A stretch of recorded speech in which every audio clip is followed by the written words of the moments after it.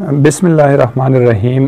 Dear student, इस video lecture के अंदर कुछ बेसिक एमसीक्यूज़ है जो कि एक स्लोप सरफेस के ऊपर है या इनक्लाइंड प्लेन के ऊपर है।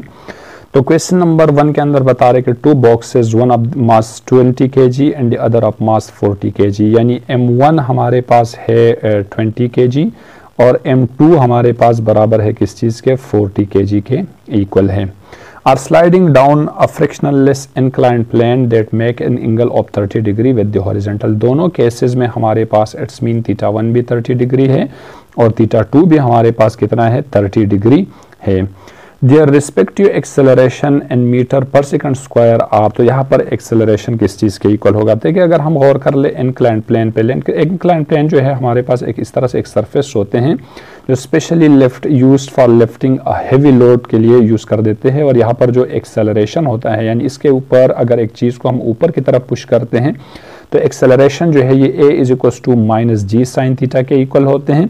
अगर एक चीज़ जो है नीचे की तरफ पुश हो रही है इस पे, तो ये होगा a is equals to g sine theta. इस फार्मूले से हम एक्सेलरेशन फाइंड करते हैं। तो देखिए दोनों केसेस पे अगर हम ये वाला अब ये जो है बता रहे कि वो ऊपर से नीचे आ रहे, तो अगर हम इस पे जो है ये वाला फार्मूला अप्लाई करेंगे तो a is equals to g sine theta ये आ जाएगा हमारे पास। देखिए a1 आ जाएगा हमारे पास, g की वैल्यू 9.8 और साइन 30 आ जाएगा। यहाँ पर साइन 30 बराबर होते हैं 1/2 के, तो 9.8 मल्टीप्लाई बाई 1/2 इसके साथ कैंसिल हो जाएगा। a1 हमारे पास 4.9 के इक्वल हो जाएगा। देखिए यहाँ पर मास का जिक्र नहीं है, यहाँ पर अगेन हमने g की वैल्यू यूज़ करना होगा। a2 भी सेम g साइन थीटा के इक्वल हो जाएगा। तो a2 is equal to g की वैल्यू अगेन हमारे पास 9.8 मल्टीप्लाई बाई 1/2, क्योंकि दोनों केसेस के अंदर थीटा हमारे पास 2 है, इसके साथ अगेन कैंसल।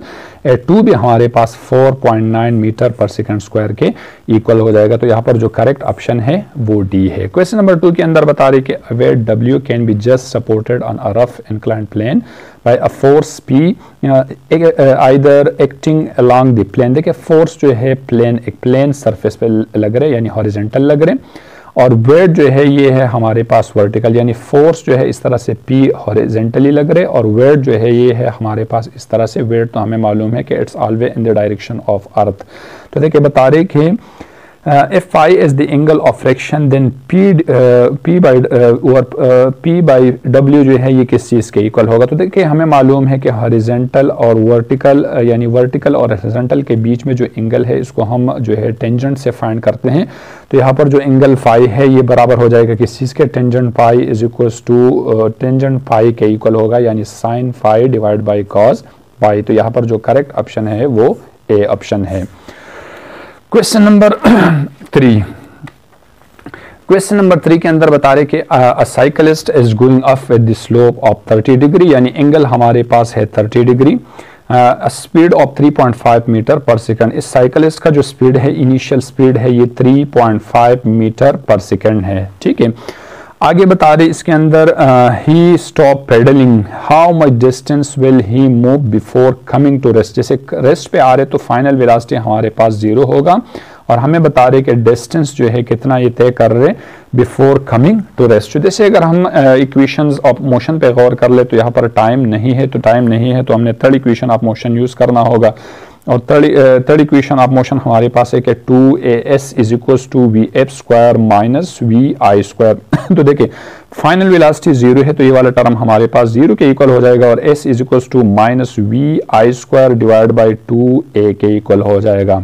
और देखिए ये साइकिल जो है इस तरह से एक स्लोप पे ऊपर की तरफ जा रहे हैं साइकिल, तो यहाँ पर हमारे पास जो एक्सेलरेशन है इनक्लाइंड प्लेन पे एक्सेलरेशन बराबर होते हैं a is equals to minus g sine theta, यानी अपवर्ड डायरेक्शन में हमने माइनस रिप्लेस करना होगा।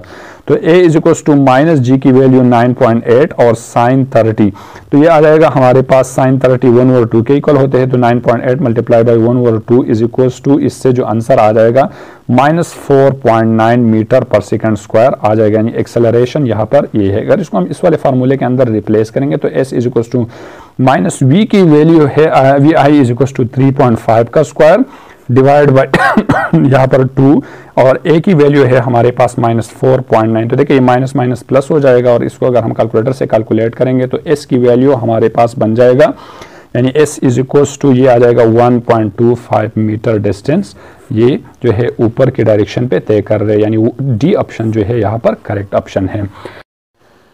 क्वेश्चन 4 बता रहे कि it is easier to draw off a block along an inclined plane than to pick it up vertically, because बता रहे कि एक ब्लॉक है जो कि एक इंक्लाइन प्लेन पे ऊपर की तरफ क्या कर रहे हैं, मूव कर रहे हैं। ठीक है, तो ये किस चीज़ के लिए क्या मतलब क्या वजूहात हो सकते हैं। बता रहे कि friction is reduce, the mass become smaller, the part of weight is overcome, g become less. तो देखिए लेट्स सपोज हमारे पास एक इंक्लाइंड सरफेस है, देखिए इसके ऊपर अगर हम एक ब्लॉक को ऊपर की तरफ क्या कर रहे हैं, मूव करवा रहे हैं, तो यहाँ पर जो इक्वेशन हमारे पास एक्सेलरेशन का बन जाती है कि a is equals to g sine theta, it's mean g की वैल्यू 9.8 है और जिस एंगल के साथ अगर हम अब ब्लॉक को ऊपर की तरफ खींचते हैं, मिसाल के तौर पर अगर साइन 30 है तो यहाँ पर 1/2 आ जाएगा, 9.8 जो है हमारे पास हाफ हो जाएगा।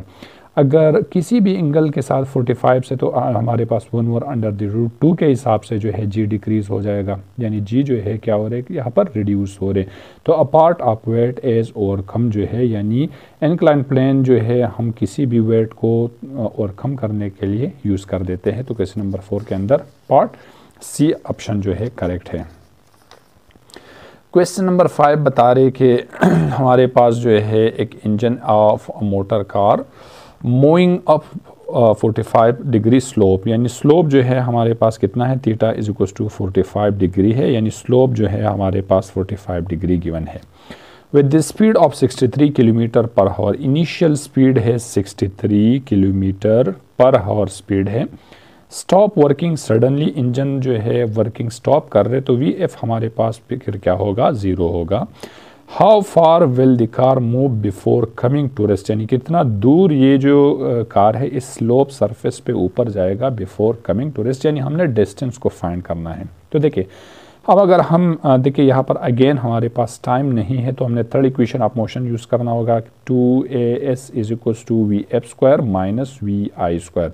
यहाँ पर फाइनल वेलोसिटी 0 है, तो इस इक्वेशन को हम लिख लेते हैं एस के लिए कि s is equals to minus v i square divide by 2a हो जाएगा। मतलब इस फार्मूले से हमने इसको सॉल्व करना है, लेकिन यहाँ पर a आया है तो a को यानी इंक्लाइंड प्लेन के लिए हमने जो एक्सेलरेशन का इक्वेशन यूज़ करना है अपवर्ड के लिए, यानी अपवर्ड के लिए a is equals to minus g sine theta. तो देखिए a is equals to minus g की जगह 9.8 साइन 45 जो है ये बराबर होते हैं किस चीज़ के, 1/√2 के। तो माइनस 9.8 मल्टीप्लाई बाई 1/√2, तो a की जो वैल्यू है वो हमारे पास बन जाएगा a इज इक्वल्स टू 9.8 को जब अगर हम इसके साथ डिवाइड कर देते हैं तो हमारे पास ये बन जाएगा -6.93 मीटर पर सेकंड स्क्वायर, यानी इतना एक्सेलरेशन के साथ ये कार जो इंजन जो है ऊपर की तरफ कार लेके जाएगा। ठीक है, अब इस वैल्यू को हमने यहाँ पर रिप्लेस करना है, तो देखिए